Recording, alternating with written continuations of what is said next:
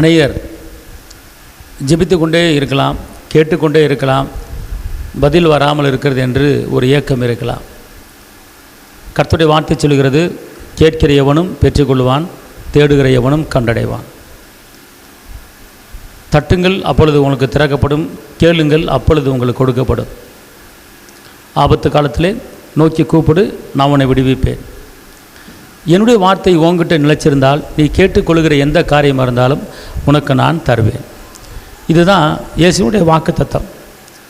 அப்போ வாக்குத்தத்தம் அது நிறைவேற்ற அவர் வல்லவராக இருக்கிறார். அவர் கைவிடாத கண்மலை. இருந்தாலும் கூட நம்முடைய ஜெபத்துக்கு ஏன் பதில் வராமல் இருக்கிறது? அதுக்குண்டான காரணங்கள் என்ன? ஏன் பல வருடங்களாக ஒரே போராட்டத்தில், ஒரே பிரச்சனையில் வாழ்ந்து கொண்டு இருக்கிறோம் என்கிற ஒரு கேள்விக்குறி அநேகர்களுக்கு இருக்கலாம். அன்பார்ந்தவர்களே, ஆபிரகாம் ஜெபத்துக்கு பதில் கொடுத்தவர், யாக்கோபின் ஜெபத்துக்கு பதில் கொடுத்தவர், ஈசாக்கின் ஜெபத்துக்கு பதில் கொடுத்தவர், தாவீதின் ஜெபத்துக்கு பதில் கொடுத்தவர், சாத்ராக் மேஷாக் ஆபத்நேகோ ஜெபத்துக்கு பதில் கொடுத்தவர், தானியேல் ஜெபத்துக்கு பதில் கொடுத்தவர், பவுலடிகளார் ஜெபத்துக்கு பதில் கொடுத்தவர், கொர்நேலியு ஜெபத்துக்கு பதில் கொடுத்தவர். ஆனால் நமக்கும் பதில் கொடுக்க அவர் நல்லவராக, அவர் வல்லவராக, அவர் அற்புதராக அவர் இருக்கிறார். ஆனால் இருந்தாலும் கூட நம்மளுக்கு ஒரு ஜெபத்துக்கு பதில் வராமல் இருப்பதற்கு ஏன் காரணம், என்ன பிரச்சனை, ஏன் அவர் பதில் கொடுக்க மாட்டாரு அப்படிங்கிறத நம்முடைய மனதிலே நாம் சுற்றி பார்க்க வேண்டும், சிந்தித்து பார்க்க வேண்டும். ஏசாயா 59:1-2 சொல்லுகிறது, ரட்சிக்கக்கூடாதபடிக்கு என்னுடைய கை குறுகி போகவும் இல்லை, கேட்கக்கூடாதபடிக்கு என்னுடைய செவி வந்தாமல்ல, உங்கள் பாவங்களை எனக்கும் உங்களுக்கும் நடுவாக ஒரு பிரிவினை உண்டாயிருக்கு சொல்லப்பட்டிருக்கிறது. அப்போ தேவனுக்கும் நமக்கும் உறவு இருந்தால் தான் பதில் கொடுக்க முடியும். ஒரு மகனுக்கும் ஒரு தகப்பனுக்கும் உறவு இருந்தால் தான் தகப்பை மகனுக்கு ஏதாவது செய்ய முடியும். தகப்பை மகன் தகப்பனை மதிக்கிறது கிடையாது. தகப்பன் பேச்சை கேட்க எனக்கு நான் வெளியூர் பக்கம் கண்ட பக்கம் போயிட்டா தகப்பன்ட்ட நினைக்கிறதுக்கு, தகப்பனை பார்க்கறது கிடையாது. பல வருடங்களாக தகப்பனை நோக்காமல் மனமோன போக்கில் போய் கொண்டு இருக்கும்போது திடீர்னு எனக்கு எதாவது செய்யுங்க அப்படின்னு சொல்லி மகன் கேட்கும்போது அப்பா ஒன்றும் செய்ய முடியாது. இத்தனை நாள் எங்கே போன அப்படின்னு கேட்பேன். அப்போ அதே போல தான் இன்றைக்கி தகப்பனுடைய மகனுடைய உறவு நம்ம வளர்த்துக்கணும். இன்றைக்கி அந்த உறவு பிரிஞ்சு போய் இருக்கிறனால தான் நம்முடைய காரியங்களுக்கு பதில் வராமல் இருக்கிறது. அதான் அவர் சொல்கிறாரு, ரட்சிக்கக்கூடாதபடிக்கு என் கை குறுகி போகுமல்ல, கேட்கக்கூடாதபடிக்கு என் செவி மந்தமல்ல, உங்கள் பாவங்கள் தான் எனக்கும் உங்களுக்கும் ஒரு பிளவு, ஒரு பிரிவினை உண்டாயிருக்கிறது என்று சொல்லப்பட்டிருக்கிறது. அப்புறம் நமக்கும் தேவனுக்கும் ஒரு பிளவு இருக்கும்போது எப்படி நம்முடைய ஜெபத்தை கேட்பார்? தேவனுக்கு நமக்கு ஒரு பிரிவு இருக்கும்போது எப்படி நம்முடைய விண்ணப்பத்தை அங்கீகரிப்பார்? அப்போ என்ன என்று கேட்கும்போது அந்த பாவத்திலிருந்து நாம் விடுதலை பெறுவதற்கு நாம் முயற்சி செய்ய வேண்டும். நீதிமொழிகள் 28:13 சொல்கிறது, நீதிமொழிகள் 28:13 சொல்கிறது, தன் பாவங்களை மறைக்கிறவன் வாழ்வு அடைய மாட்டான், அவைகளை அறிக்கை செய்து விட்டு விடுகிறவனோ இரக்கம் பெறுவான். அப்போ நான் இங்கே என்ன சொல்லுகிறது, அதாவது பாவங்களை என்ன செய்யக்கூடாதான், மறைக்கக்கூடாதான். பாவங்களை என்ன செய்யக்கூடாது, மறைக்கக்கூடாது. ரெண்டாவது, மறைக்கிறவன் என்ன செய்ய மாட்டானா, வாழ முடியாதான்.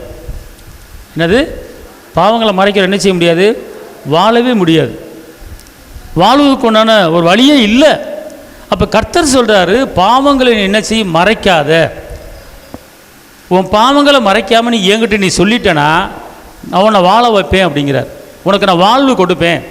என் வாழ்க்கை ஏன் கட்டப்படாமல் இருக்கிறது, உங்கள் வாழ்க்கையும் விடுவிக்கப்படாமல் இருக்கிறது, உங்கள் வாழ்க்கையும் மேன்மையாகாமல் இருக்கிறது, உங்கள் வாழ்க்கையும் உயராமல் இருக்கிறது, வாக்குத்தத்தங்கள் நம்முடைய வாழ்க்கையில் ஏன் நிறைவேறாமல் இருக்கிறது என்று கேட்டால், தன் பாவங்களை மறைச்சு மறைச்சு மறைச்சு மறைச்சு வாழும்போது வாழ முடியாது. கர்த்தர் சொல்றாரு, உன் பாவங்களை என்கிட்ட நீ அறிக்கையிடு.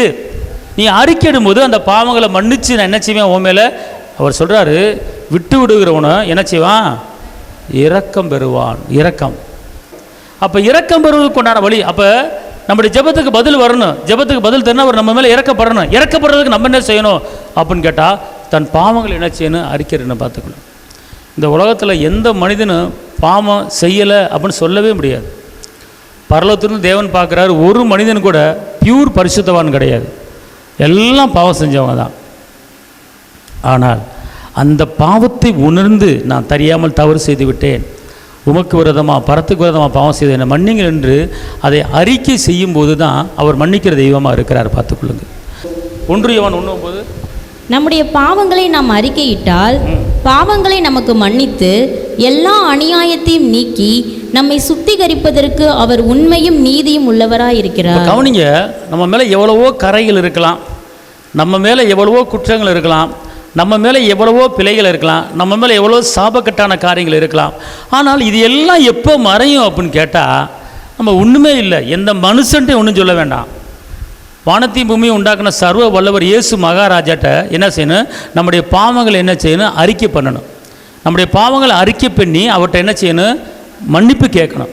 மன்னிப்பு கேட்கும்போது அவர் மன்னித்து இரக்கத்தை கொடுத்து நம்மளை சுத்திகரிப்பதற்கு அவர் என்னவாக இருக்கிறாரா? அவர் வல்லவராக இருக்கிறார். இன்றைக்கி நம்ம 3 மணி நேரம் ஜெபிக்கிறோம், 4 மணி நேரம் ஜெபிக்கிறோம், 5 மணி நேரம் ஜெபிக்கிறோம் அப்படின்னு சொல்கிறோம், நல்லது. ஆனால் அந்த ஜெபத்துக்கு ஏன் பதில் வரல அப்படிங்கிறத நம்ம கணிக்கிறது கிடையாது. அப்போ என்கிட்ட ஏதோ ஒரு குறை இருக்கிறது, அப்போ என்கிட்ட ஏதோ ஒரு பாவம் இருக்குது அப்படின்னு உணர்ந்து அது என்னன்னு நம்ம சிந்திக்கணும். அதை நினச்சி பார்க்கணும். என்கிட்ட என்ன பாவம் இருக்குது? மறைமுகமான பாவம் என்கிட்ட என்ன இருக்குது? தேவனுக்கு விரோதமான பாவம் என்கிட்ட என்ன இருக்குது அப்படிங்கிறத நம்ம உணரணும். உணர்ந்து அந்த பாவத்தை, என்ன பாவம், பாவத்தில் பல வகை இருக்குது பார்த்துக்கொள்ளுங்க. ஒரு பாவம் மட்டும் அல்ல, பல வழியில் இருக்குது, பல பாவங்கள் இருக்குது. அப்போ அந்த பாவம் நம்ம செஞ்சுருந்தோம்னா அந்த பாவத்தை பற்றிக்குள்ள இந்த பாவத்தை நான் செஞ்சுருக்கிறேன், இந்த காரியத்தை நான் செஞ்சுருக்கிறேன், அதை சொல்லி நீங்கள் என்ன செய்யணும்? அறிக்கை பண்ணணும். அப்படி அறிக்கை பண்ணும்போது கர்த்தர் இறக்கப்பட்டு நம்முடைய ஜெபத்துக்கு என்ன செய்வார்? பதிலை கொடுப்பார். அதான் மன்னிக்கிற தெய்வம். அப்போ இது ஒன்றும் நம்ம செய்கிறதே கிடையாது. இது ஒன்றுமே செய்கிறது கிடையாது. நம்ம பாட்டு ஜெபிப்போம், துதிப்போம், ஆராதிப்போம், பதில் வராமல் இருக்கும். அப்போ அந்த அஸ்திவாரமே, ஜெபத்துக்கு பதில் வர்றதுக்குள்ள அஸ்திவாரமே மன்னிப்பு. அந்த மன்னிக்கிற தன்மை நமக்குள்ளே என்ன செய்யணும்? இருக்கணும், பார்த்துக்கொள்ளுங்க. அதான் மார்க் 9 சொல்லப்பட்டு, நீ நின்று ஜெபம் பண்ணும்போது ஒருவன் பேரில் உனக்கு குறை இருக்குமானால் அந்த குறைகளை நீ மன்னிக்கணும் அப்படிங்கிறார். அப்போ மன்னிச்சு நம்ம வாழக்கூடிய ஒரு வாழ்க்கை நம்ம வாழணும். அப்போ தான் ஜெபத்துக்கு பதில் கிடைக்கும். இன்னொரு வசனம் என்னாகம 22:34 நான் வாசிக்கிறேன். அப்பொழுது பீலையாம் கர்த்தருடைய தூதனை நோக்கி, நான் பாவம் செய்தேன், வழியிலே நீர் எனக்கு எதிராக நிற்கிறதை அறியாதிருந்தேன். அல்லேலூயா. இப்பொழுதும் உமது பார்வைக்கு இது தகாததா இருக்குமானால். இப்போ இந்த பிலேயாம் செய்த பாவம் என்ன அப்படின்னு கேட்டீங்கன்னா, இந்த பிலேயாம் செய்த பாவம் என்னன்னு கேட்டால், அவர் ஒரு கழுதையை கூட்டிகிட்டு வர்றார், கழுது மேலே வர்றாரு. ஆனால் அந்த கழுதை என்ன செய்யுதுன்னு கேட்டிங்கன்னா, அது திடீர்னு நகராமல் அது ஒரு பக்கம் பார்த்து பயந்து போய் நிற்கிது, பார்த்துக்கொள்ளுங்க. அப்போ நிற்கும் போது அந்த கழுதையை அவர் என்ன செய்கிறார்? 3 தடவை என்ன செய்கிறார்? அந்த கழுதையை அடிக்கிறார். 3 தடவை என்ன செய்கிறார்? அந்த கழுதையை அடிக்கிறார். அந்த கழுதையை அடித்த உடனே அந்த கழுதை என்ன செய்து? பேசுது. அந்த கழுதை என்ன செய்யுது? பேசுது. நான் இத்தனை காலம் உன்னை நான் சுமந்தேன் இல்லையா? இத்தனை காலம் அது வாசிக்குமா? அது அதுக்கு மேலே உள்ள வாசனை. கழுதை என்னை கண்டு இந்த 3 தரம் எனக்கு விலகிற்று, எனக்கு விலகாமல் இருந்ததனால் இப்பொழுது நான் உன்னை கொன்று போட்டு கழுதையை உயிரோடே வைப்பேன் என்றார். இப்போ நல்லா கவனிங்க. அதுக்கு மேலே வாசித்து பார்த்தீங்கன்னா, இந்த கழுதை பிரயாணப்பட்டு வந்து கொண்டு இருக்கும்போது திடீர்னு கழுதை நிற்கிது. அந்த கழுதை நிற்கிறதுக்கு ஒரு காரணம் இருக்குது, பார்த்துக்கொள்ளுங்க. என்னன்னு கேட்டால், அதை நடந்து வந்துக்கிட்டு இருக்கும்போது திடீர்னு முன்னால் ஒரு தூதன் நிற்கிறாரு, பார்த்துக்கொள்ளுங்க. பிலேயாமை நோக்கி, நீர் என்னை கை கொண்ட காலம் முதல் இந்நாள் வரைக்கும் நீர் ஏறின கழுதை நான் அல்லவா? இப்படி உமக்கு எப்போதாயிலும் நான் செய்தது உண்டா என்றது. அதற்கு அவன் இல்லை என்றான். பாருங்க, கழுதை அவனுக்கு நிறைய காலம் உழைச்சி கொடுத்துருக்கிறது, நிறைய அவனுக்கு வேலை செஞ்சிருக்கிறது, நிறைய சேவை பண்ணியிருக்கிறது. ஆனால் இருந்தாலும் 3 தடவை அந்த கழுதையை அடிக்கிறார். அடிக்கும்போது அந்த கழுதை என்ன செய்து? பேசுது, பார்த்துக்கொள்ளுங்க. நான் உனக்கு இத்தனை காலம் இவ்வளோ பண்ணனே, நீ ஏன் அடிக்கிற அப்படின்னு கேட்குறார். அப்போ அந்த கழுதை நின்றதுக்கு என்ன ரீசன் அப்படின்னு பார்த்தீங்கன்னா, மேலே படித்து பாருங்க, தெரியும். கர்த்தருடைய தூதனானவர்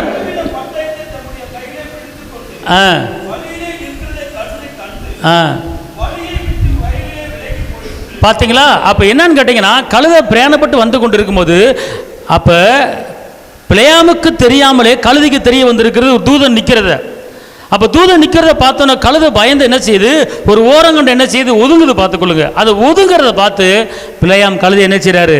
அடிக்கிறார். அப்போ அந்த கழுதையை அடித்ததுக்கு தூதன் என்ன செய்கிறாரு? அந்த பிலேயாம் என்ன செய்கிறார்? மன்னிப்பு கேட்குறார். நல்லா தெரிஞ்சுக்கொள்ளுங்க. இன்றைக்கி மனிதனுக்கு இல்லாத ஒரு ஆற்றல், மனிதனுக்கு இல்லாத ஒரு சக்தி ஒரு சில மிருகங்களுக்கு இருக்குது, பார்த்துக்கொள்ளுங்க. தூதன் நிற்கும் போது கழுதைக்கு தெரியுது, பிலேயாமுக்கு தெரியல. கழுதை பயந்து நிற்கிது, தூதன் நிற்கிறார் அப்படின்ட்டு. அப்போ என்ன செய்யணும்? நம்ம என்ன செய்யணும்? கண்டுபிடிக்கணும். ஏன் பிரயாணப்பட்டு வந்த கழுதை ஏன் நிற்கிது? டக்குன்னு நம்ம என்ன செஞ்சிடக்கூடாது? அடிச்சிடக்கூடாது. அப்படி அடிக்கும்போது நமக்குள்ள ஒரு பாவம் வந்துடும், பார்த்துக்கொள்ளுங்க. இப்போ நீங்கள் நாயை எடுத்துக்கொள்ளுங்க. ஒரு திருடனை கண்டுபிடிக்கிறதுக்கு நாயை என்ன செய்கிறாங்க? பயன்படுத்துகிறாங்க. ஒரு மழை வரும்போது அந்த மழை வருகிற அறிவு தெரிஞ்சால் மயில் என்ன செய்யுது? அது ரெக்கையை விரிச்சுக்கிட்டு ஆடுது, கத்துது. இப்போ அதே போல் சில முனிகள் சில பிசாசுடைய நடமாட்டங்கள் ஒரு தெருவில் ஒரு ஏரியாவில் இருந்துச்சுன்னா அது மனிதனுக்கு தெரியாது, சில மிருகங்களுக்கு தெரியும் பார்த்துக்கொள்ளுங்க. அப்போ சில நாயெல்லாம் நடுராத்திரிலேருந்து ஊழையிடும் பார்த்துக்கொள்ளுங்க, நடுராத்திரியில் கத்தும் பார்த்துக்கொள்ளுங்க. அப்போ ஏன் கத்துது, எது கத்துது அப்படின்னு பார்த்தீங்கன்னா, ஒரு தற்கொலை ஆவிகளோ ஒரு முனி ஆவிகளோ என்ன செய்யும், ஒரு நடமாட்டம் இருக்கும். அந்த நடமாட்டம் இருக்கிறது வந்து மனிதனுக்கு தெரியாது, ஆனால் மிருகங்களுக்கு தெரியும் பார்த்துக்கொள்ளுங்க. அப்போ அதை கண்டுபிடிக்கணும். அப்போ இந்த இடத்துல ஒரு பிசாசுடைய போராட்டம் இருக்குது அப்படின்னு தெரிஞ்சுக்கணும். பாருங்கள், இந்த ஆலயம் கட்டும்போது, இந்த ஆலயம் கட்டி கொண்டு இருக்கும்போது வெளியே வந்து ஒரு சின்ன கூரை செட்டு போட்டிருந்தோம். அதில் வந்து ஒரு 30-40 மூடை சிமெண்ட் மூடை வச்சுருப்போம். கம்பிகள் நிறைய இரும்பு கம்பிகள், கட்டுமான கம்பிகள் வச்சுருப்போம் பார்த்துக்கொள்ளுங்க. அப்போ வந்து ஒரு சில காவலுக்கு வச்சுருந்தேன். ஒரு சில பேர் ஒரு நாள் 2-3 நாள் வராமல் போயிட்டாங்க. வராமல் போகும் பார்த்தா அடுத்த நாள் வந்து பார்த்தா 4 சிமெண்ட் மூடை என்ன செய்யணும் காணாம். ஒரு சிமெண்ட் மூடை வந்து 300 ரூபான்னு வைங்க, 4 சிமெண்ட் மூடையை காணாம். அப்புறம் பார்த்தா கம்பிகளை காணாமல் பார்த்துக்கொள்ளுங்க. இப்படி இருக்கும்போது நான் இன்றைக்கி நைட்டு நான் தங்குறேன் அப்படின்னு சொல்லி, இந்த வாசப்படி இருக்குது தெரியுமா, அப்போ கட்டலை, வாசப்படிக்கு முன்னால் ஒரு கட்டில் போட்டு என்ன செஞ்சேன், நான் படுத்துருந்தேன் பார்த்துக்கொள்ளுங்க. வாசலில் கட்டுப்பில் போய் படுத்துருக்கும் போது பார்த்தீங்கன்னா ஒரு நடுச்சமத்தில் என்ன செய்யும், திடீர்னு பார்த்தா நாய்கள் ஊழையிடும்போது பார்த்துக்கொள்ளுங்க அந்தோடைய பிசாசுடைய கிரிகள் நடமாட்டம் தெரிஞ்சுது. அப்போ நான் உட்காந்து ஏசி ரத்தஞ்சு சொல்லிட்டு படுத்துட்டேன் பார்த்துக்கொள்ளுங்க. அப்புறம் திருப்பி அடுத்த நாள் பார்த்துக்கொள்ளுங்க, நான் ஒன்றும் செய்யாமல் அப்படியே அலைஞ்சு கலப்பில் அப்படியே வந்து இயேசுவின் ரத்தம் செய்யும், இயேசுவின் ரத்தத்தில் மறைஞ்சிருக்கிறேன், என்னை பாதுகாத்துக்கொள்ளுங்க, உங்களுடைய கிருபை என்னை மூடுவதாக, உங்களுடைய வல்லமை என்னை மூடுவதாக, உங்களுடைய பாதுகாப்பு இருக்குன்னு சொல்லி நான் அறிக்கையிடாமல் சொல்லாமல் நான் என்ன செஞ்சுட்டேன், படுத்துட்டேன் பார்த்துக்கொள்ளுங்க. படுத்துட்டா திடீர்னு ஒரு உருவம் வந்து என்ன செய்யுது, கழுத்தை பிடிச்சி நெரிக்குது. அப்படி கழுத்து பிடி ஒரு மனித உருவமில் கழுத்தை பிடிச்சி நெரிக்கி, நானும் திமிரு 2 காலம் உதறேன் பார்த்துக்கொள்ளுங்க, 2 கையும் உதறேன், முடியல. கழுத்து பிடிச்சி அந்த ஆவி என்ன செய்யுது, அப்படி நெருக்குது பார்த்துக்கொள்ளுங்க. திடீர்னு என்ன அறியாமல் இயேசுவே அப்படின்னு கத்தனே பார்த்துக்கொள்ளுங்க, அந்த ஆவி அந்த கையை எடுத்துருச்சு.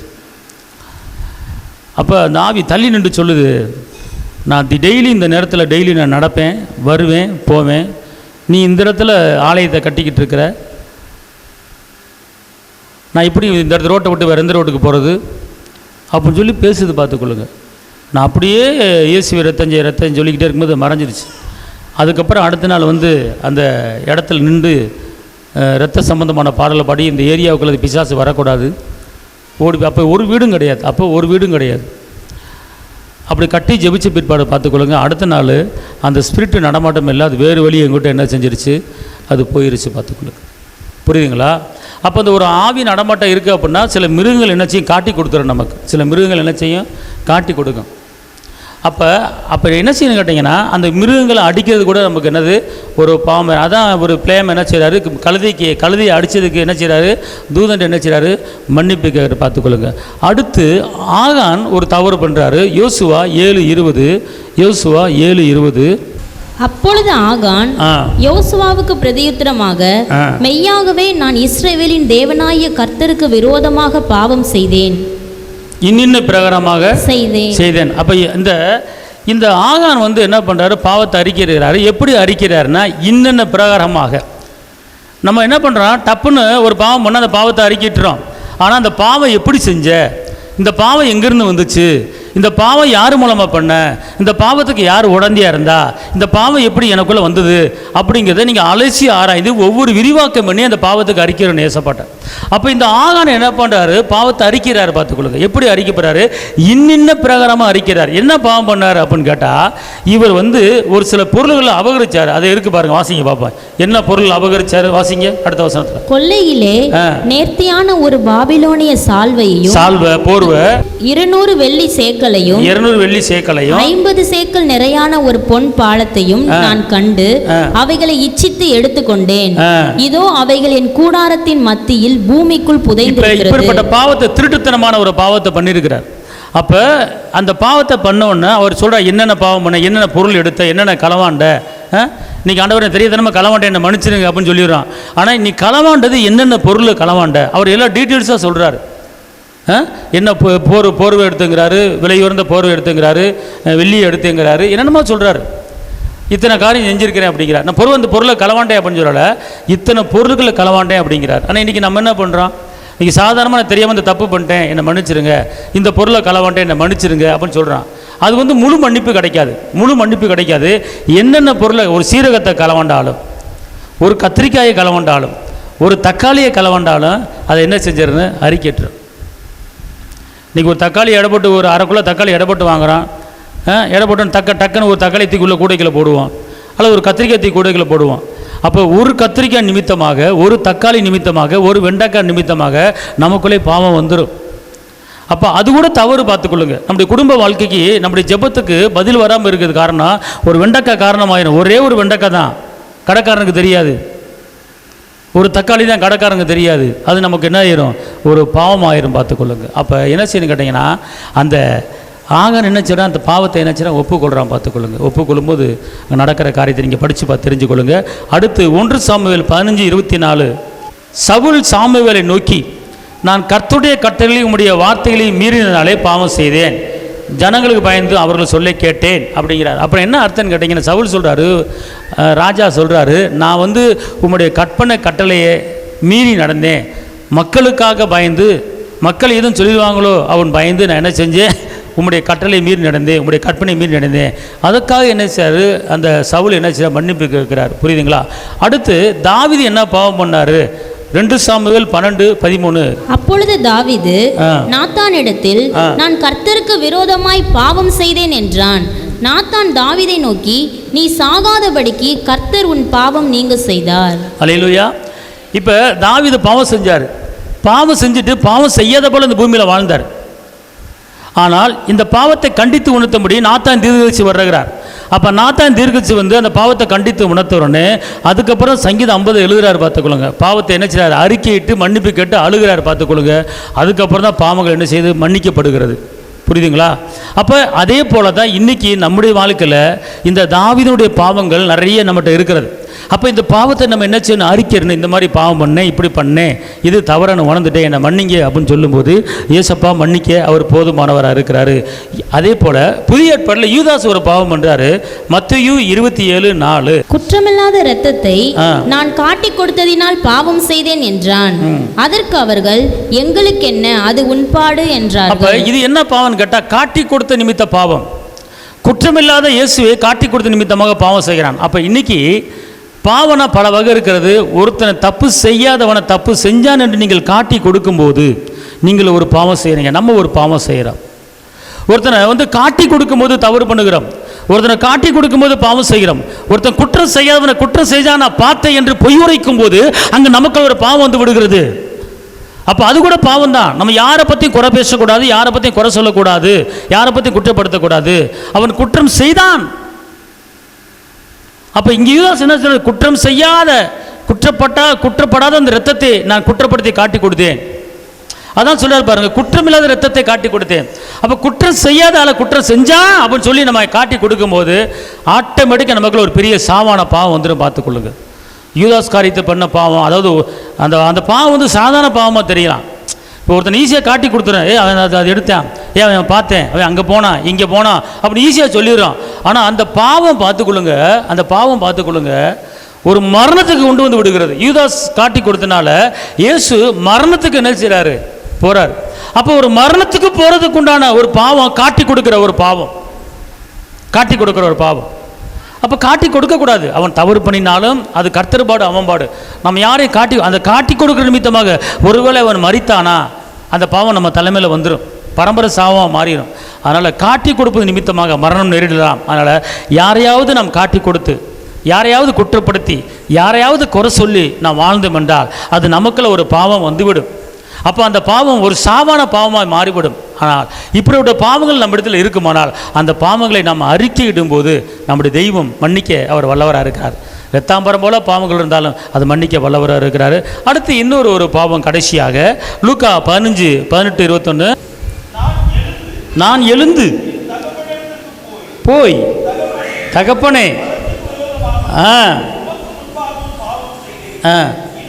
இனிமேல்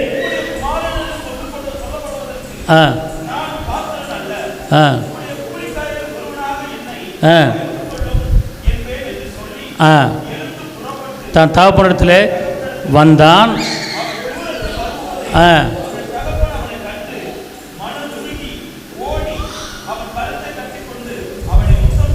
இப்போ மகன் கேட்குற காரியம் என்ன, நான் உமக்கு விரோதமாக பரத்துக்கு விரோதமாக பாவம் செய்தேன், என்னை மன்னிங்கள் என்று அவன் மன்னிப்பு கேட்கிறான். அப்போ இந்த மன்னிப்பு எதுக்காக கேட்குறேன் அப்படின்னு கேட்டிங்கன்னா, கீழ்ப்படியாமை மூலமாக வந்த பாவம். இந்த பாவம் என்ன பாவம்? கீழ்ப்படியாமை மூலமாக வந்த பாவம். அப்போ தகப்பன் சொல்லுகிறார், எனக்கு சொத்தை பிரித்து கொடு. அண்ணன் தம்பி 2 பேர் இருக்காங்க. 2 பேர் இருக்கும்போது தம்பிக்காரன் என்ன பண்ணுறான், எனக்கு சொத்தை பிரித்து கொடு.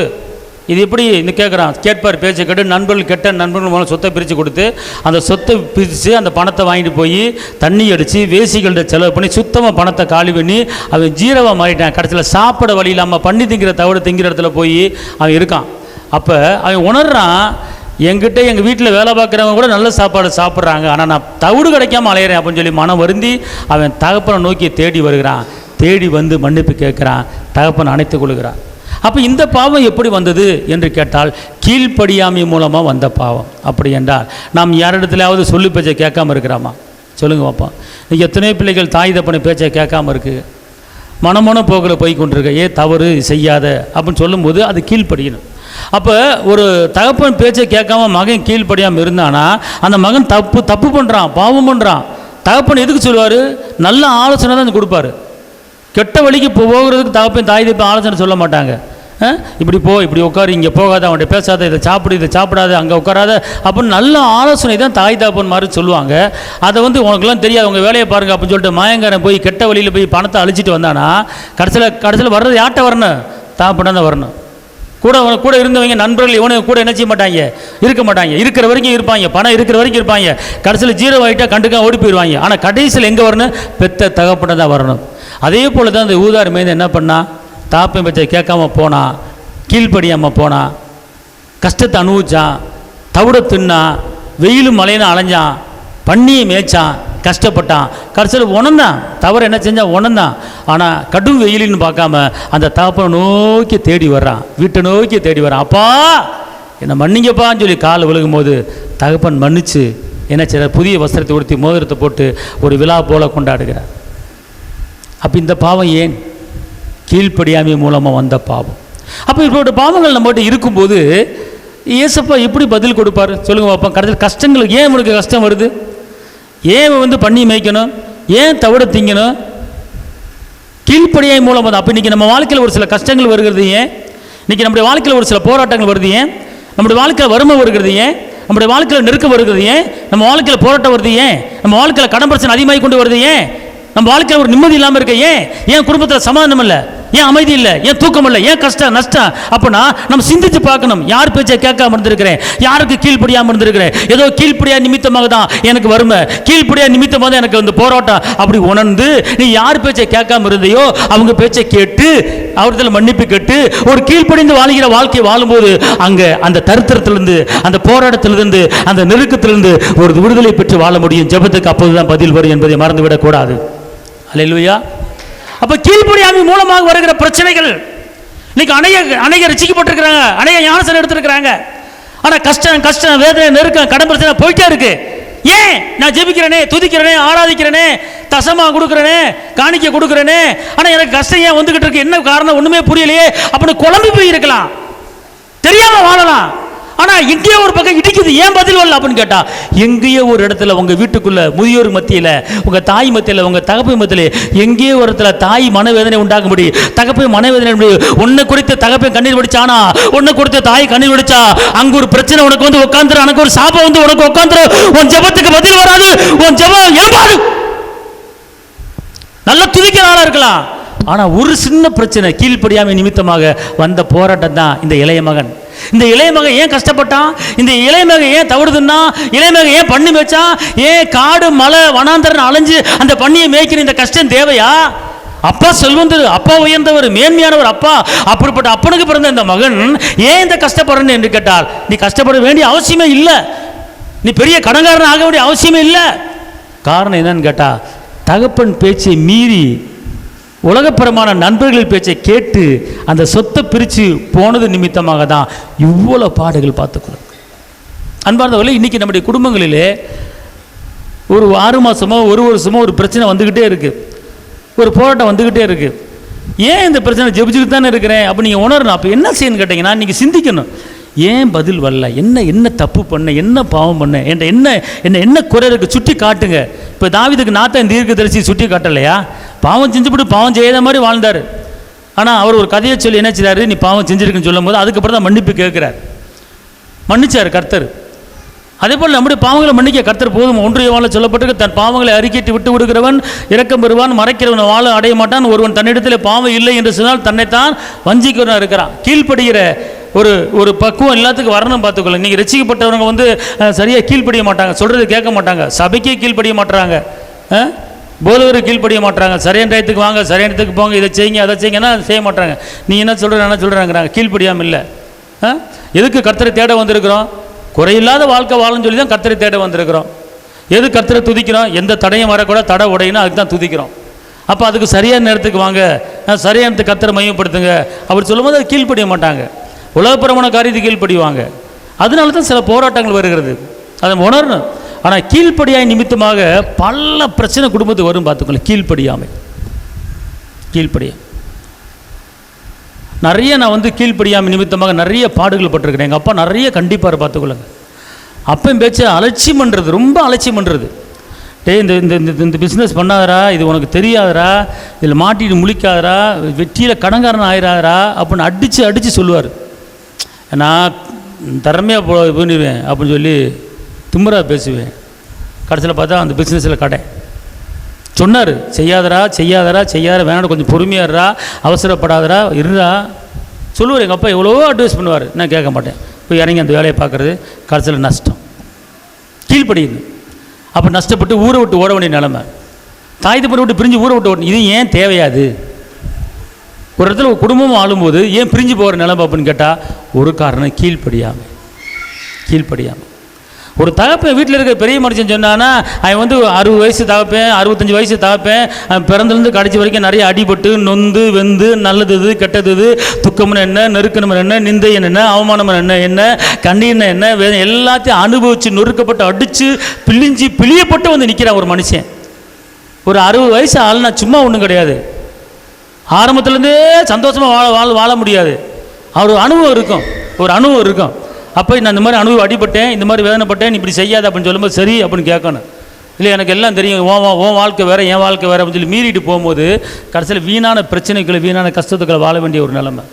அப்போ இந்த ஊதார் மைந்தன் இந்த கஷ்டத்துக்கு காரணமே கீழ்ப்படியாமை என்கிற ஒரு பாவத்தில் தான் மாட்டிக்கிட்டேன். புரியுதுங்களா? அதனால் நம்ம என்ன செய்வோம்? பொறுமையாக நம்ம இருப்போம். சபையில் எதுக்கு இந்த மாதிரி காரியத்தை போதிக்கிறோம் அப்படின்னா ஒரு அனுபவத்தில் போதிக்கிறது, ஒரு அனுபவத்தை சொல்கிறது. இப்போ நான்லாம் வந்து நிறைய கஷ்டங்கள் பட்டிருக்கேன் அப்படின்னா அது காரணமே கீழ்ப்படியாமல் தான். பார்த்துக்கொள்ளுங்க. வீட்டை விட்டு ஊரை விட்டுலாம் ஓடி இருக்கேன், ஏன்? கீழ்ப்படியாமல் தான். எங்கள் அப்பா சொல்லுவார், டே போகாதரா, உட்காராதரா, கேட்காதரா, படுறான்வார். படிக்க மாட்டேன், நான் சம்பாரித்து முன்னேற போகிறேன். ஒரு 8th படித்து 9th இந்த அலமின் ஸ்கூலில் படுறா, கொஞ்சம் ஒரு 2 வருஷம் ஒரு SLC வரைக்கும் படுறா, போதும்டா அப்படின்னு சொல்லுவார். நான் வந்து சம்பாரித்து பெரிய ஆக போகிறேன், எனக்கு போதும், இந்த படி போதும், தமிழ் எனக்கு வாசிக்க தெரியும், ஆண்டர்ஸ்டாண்ட் பண்ண தெரியும், உன் வேலை என்ன பார்ப்பா, ஏப்பா சும்மா 9 இருக்கேன், வேணாண்டா SLC படித்தாதான்டா நல்லா இருக்கும் அப்படி சொல்கிறாரு. அனுத்துறார், பக்கத்தில் இருந்து சொல்கிறார், உட்காந்து சொல்கிறார், இங்கே பார் தொண்ணு இருக்காத, போயிடு, உன் தலையெழுத்து அப்படின்ட்டார். கடைசியில் கஷ்டம். ஏன்? கீழ்ப்படியாமல். அதான் தாய் தப்பனை கனம் பண்ணணும். ஒருத்தர் வந்து மகங்காரையும் படிச்சிருக்கலாம், தகப்பையும் படிக்காமல் இருக்கலாம். ஆனால் படிப்பை காட்டிலும் அனுபவம் ரொம்ப பெருசு. பார்த்துக்கொள்ளுங்க, படிப்பை காட்டிலும் வாழ்க்கையில் கஷ்டப்பட்டு அனுபவப்பட்டு ரொம்ப பெருசு. பார்த்துக்கொள்ளுங்க. நீ ஈஸியாக படிச்சுட்டு போயிடலாம், ஆனால் அனுபவப்பட்டிருக்கியா? இல்லை. ஆனால் தகப்பை அனுபவப்பட்டிருக்கேன், தாய் அனுபவப்பட்டிருக்கு. கடன் என்ன, வேதனை என்ன, நிந்தை என்ன, அவமானம் என்ன, அனுபவப்பட்டிருக்கு. அப்போ சொல்லு பேச்சு கேட்கணும். அவசரப்படாத, பொறுமையாரு, உனக்கு நான் வயசாகி போச்சு, செய்வார், பொறுமையாரு அப்படின்னு சொல்லும் போது நம்ம கீழ்ப்படிஞ்சு நடக்கணும். ஒரு பிள்ளை இருந்தால் தகப்பன் பேச்சை கேட்கணும், சபை இருக்கிற மேய்ப்பர் பேச்சை கேட்கணும். அப்படி கேட்கும்போது பிரச்சனை இல்லாமல் வரலாம். ஏன் அந்த போராட்டம் அப்படின்னு கேட்டால், இந்த வசனம் லூக்கா 15 18 20 வரைக்கும் பாருங்கள். கீழ்ப்படியாமை நிமித்தமாக வந்த ஒரு போராட்டம் தான் இந்த போராட்டம், அந்த இளைய மகனுக்கு. புரியுதுங்களா? அப்போ இந்த போராட்டம் ஏன்னு கேட்டால் கீழ்ப்படியாமை மூலம் வந்தோம். அப்போ நம்முடைய வாழ்க்கையில் ஒரு வசனம் இருக்குது 1 சாமுவேலில், பலியை பார்க்கலும் கீழ்ப்படிதலே எப்படி போட்டிருக்கு? பலியை பார்க்கலும். அப்போ எதுக்கு முக்கியத்துவம் கொடுக்குறாரு? புரியுதுங்களா? நீ கீழ்ப்படிஞ்சிட்டு பலி செலுத்துங்கிறாரு. நீ கீழ்ப்படியாமல் பலி செலுத்தாத. நீ கீழ்ப்படியாமல் சோத்திரம் அலையிலையானா அந்த சோத்திர பலியை அவர் அங்கீகரிக்க மாட்டார். அந்த சோத்திரம் பரலத்துக்கு போகாது. நீ கீழ்ப்படிஞ்சிட்டு சோத்திரம் சொல்லு, அந்த சோத்திரத்தை ஏற்றுக்கொள்றேன். கீழ்ப்படிஞ்சு துதி சொல்லு, நான் துதி ஏற்றுக்கொள்றேன். அப்ப என்ன சொல்றாரு? 1 சாமுவேல்ல போட்டிருக்கிறது எப்படி போட்டிருக்கோம் எடுத்துறீங்களாமா? எப்படி? அதற்கு சாமுவேல் கர்த்தருடைய சத்தத்துக்கு கீழ்ப்படிவதை பார்க்கிறோம்,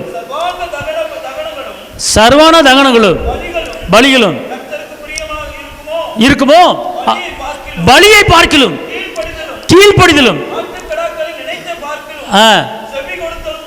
உத்தமம், செவி கொடுத்தது உத்தமம். அப்படின்னா நீ பலி செலுத்துறதுக்கு முன்னால, துதி செலுத்துறதுக்கு முன்னால நீ என் வார்த்தைக்கு கட்டுப்படி, என் வார்த்தைக்கு நீ கீழ்ப்படி, என் கற்பனைக்கு கீழ்ப்படி, என் கட்டளை கீழ்ப்படி. அதுக்கப்புறம் நீ பலி செலுத்து, அதுக்கப்புறம் சோத்திரம் செலுத்து, அதுக்கப்புறம் என் ஆராதிக்கவா, உன் ஆராதனை நான் ஏற்றுக்கொள்கிறேன், உன் ஜெபத்துக்கு பதில் தருகிறேன். அப்ப என்ன சொல்றாருன்னா, பலியை பார்க்கலும் கீழ்ப்படிதல் முக்கியம். அப்போ இன்னைக்கு நம்முடைய வாழ்க்கையில் உங்கள் உள்ளத்தை ஆராய்ச்சி பாருங்கள், ஒரு கீழ்ப்படிதல் இருக்கிறதா நம்முடைய ஒருத்தர். நமக்கு மேலே முதியவர்கள் ஏதாவது ஒரு ஆலோசனை கொடுத்தா அந்த ஆலோசனை என்ன செய்யணும்? ஏற்றுக்கொள்ள வேண்டும். கீழ்ப்படிதல் நமக்கு வேணும். பார்த்து ஒரு ஆலோசனை கொடுக்கும்போது அப்படியா செய்கிறேன், சீக்கிரம் செய்கிறேன், சரி ரைட் ஓகே அப்படின்னு, அதெல்லாம் எங்களுக்கு தெரியும், அவங்க வேலையை பார்த்துருப்பாங்க. அப்படின்னா நீ கீழ்ப்படியாமல் இருக்க, உனக்குள்ள ஒரு பாவம் வந்துடும், ஜாக்கிரதை. அதனால் இப்போ எப்படி பாவம், என்னென்ன பாவம்னு சொல்லி பார்த்தோம். ஏன்னா நம்ம ஜெபத்துக்கு பதில் வர வேண்டும் என்றால், ஒரு கழுதியை 3 தடவை அடித்தார், அதுக்கு பாவம். தாவீது அடுத்தவன் மனைவியை எடுத்துக்கொண்டார், பாவம். அது நாத்தான் தீர்க்கதரிசி மூலமாக சொல்லி என்ன சொல்கிறாரு, எடுத்துக்காட்டி அந்த பாவத்தை உணர்த்துறாரு, மன்னிச்சார், தாவீதை மன்னிச்சார். அதே போல் ஆகான் பாவத்தை, திருட்டுத்தனமான பாவம் ஆகான் பண்ணுறாரு, அதை ஒப்புக்கொள்கிறாரு. சவுல் கற்பனை கட்டளை மீறினார், ஒப்புக்கொள்கிறாரு. தாவீது ஒப்புக்கொள்ள, மீகா ஒப்புக்கொள்கிறாங்க, யூதாஸ் ஒப்புக்கொள்கிறாங்க, இளையகுமாரன் ஒப்புக்கொள்கிறாரு. பார்த்துக்கொள்ளுங்க. அப்போ இன்றைக்கி நம்முடைய வாழ்க்கையில் நம்முடைய ஜெபத்துக்கு பதிலுக்கு உண்டான, தாம் பதில் வராமல் இருப்பதுக்கு உண்டான ஒரு காரியம் என்ன என்று கேட்டால், நம்மிடத்தில் மறைமுகமான பாவங்கள் எது இருக்குமானால் அது அந்த ஆகான் பாவத்தை அறிக்கிறாரு. எப்படி அறிக்கை? இன்னின்ன பிரகாரமாக செஞ்சேன் அப்படிங்கிறார். அந்த வசனம் அழகான வசனம். அந்த ஆகான் இன்ன பொருள் திருடினேன், இந்த பொருள் திருடினேன், இந்த பொருள் திருடினேன் அப்படி திருடின பொருளை விரிவாக்கம் பண்ணி சொல்கிறார். நான் திருடினேன் அப்படின்னு சொல்லாமல் என்னென்ன பொருளை திருடினேன் அப்படின்னு சொல்லி அறிக்கிறாரு. பார்த்துக்கொள்ளுது. அப்போ அதே போல் இன்றைக்கி நம்முடைய விவரம் தெரிஞ்ச காலத்திலேருந்து தீய நோக்கம் பாவம், பிறனை அவமதிக்கிறது பாவம், சொற்களின் மிகுதியால் பாவம், ரோமர் 14:23 விசுவாசத்தில் வராத யாவும் பாவம், இப்படிப்பட்ட மீறுதல் பாவம், கற்பனை கடல் மீறுதல், இப்படிப்பட்ட பாவங்கள் நம்மிடத்தில் இருக்குமானால் அந்த பாவத்தை மன்னிக்கிறதுக்கு அவர் தயை பெறுத்தவராக இருக்கிறார், இரக்கம் பெறுவராக இருக்கிறார். ஆனால் முதல்ல நம்ம பாவத்தை ஏசப்பட்ட சொல்லி அறிக்கையிடும்போது அவர் மன்னிக்கிற தெய்வமாக இருக்கிறார்.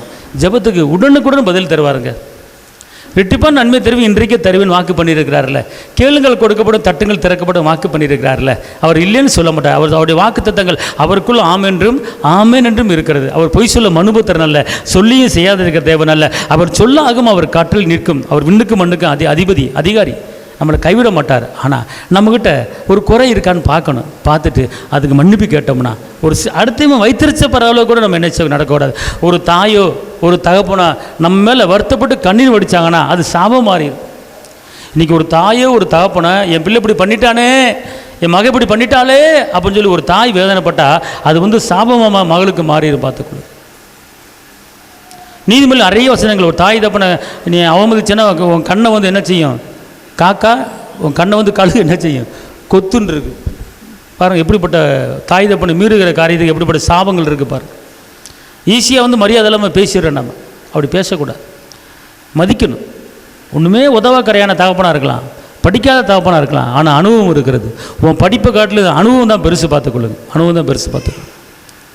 அதனால் இன்றைக்கி கர்த்தர் அப்படிப்பட்ட ஒரு காரியத்தை என்ன செய்கிறார் பார்த்துக்கொள்ளுங்க. அதனால் இன்றைக்கி நம்முடைய உள்ளத்தை திறந்து ஆண்டவர்கிட்ட மன்னிப்பு கேட்போம். இன்றைக்கி நம்முடைய எல்லா ஜெபத்துக்கும் பதில் தர்றவர். நம்மளுக்கு தேவை நிம்மதி, கடையில்லாத ஒரு வாழ்க்கை, சமாதானமான ஒரு வாழ்க்கை, சந்தோஷமான ஒரு வாழ்க்கை. அந்த வாழ்க்கைக்கு இடையே இருப்பது நமக்குள்ளே இருக்கிற ஒரு சின்ன பாவம் தான். பார்த்துக்கொள்ளுங்க. ஒரு 100 லிட்டர் பாலில் ஒரு சொட்டு விஷம் விழுந்தாலே அந்த 100 லிட்டர் பாலும் கெட்டு போச்சு. ஒரு சொட்டு விஷம் போல் ஒரு சின்ன பாவம் நம்மகிட்ட இருக்குமானால் பதில் வராது. அதனால் எல்லாம் நாம் ஏசப்பட்ட மன்னிப்பு கேட்போமா? எல்லாம் அப்படியே முழங்கால் படிடுங்க பார்ப்போம். ஸ்தோத்திர ஆண்டவர். தகப்பனே, நீண்ட நாட்களாக பதில் வராமல் இருக்கிறதுக்கு காரணம் எங்களிடத்தில் இருக்கிற பாவம், தீய எண்ணங்கள் பாவம், பிறனை அவமதிக்கிறது பாவம். எங்கள் மீது மனமிறங்கி எங்கள் பாவங்களை மன்னித்து எங்கள் ஜெபத்துக்கு உடனே பதில் தரும்படி நாங்கள் ஜெபிக்கிறோம். இந்த வார்த்தையை கேட்டுக்கொண்டு ஒவ்வொருவரையும் ஆஸ்வதிங்க. ஜெபத்துக்கு பதில் தாங்க, காத்துக்கொள்ளுங்க, பலப்படுத்துங்க. இயேசுவின் நாமத்தில் பிதாவே.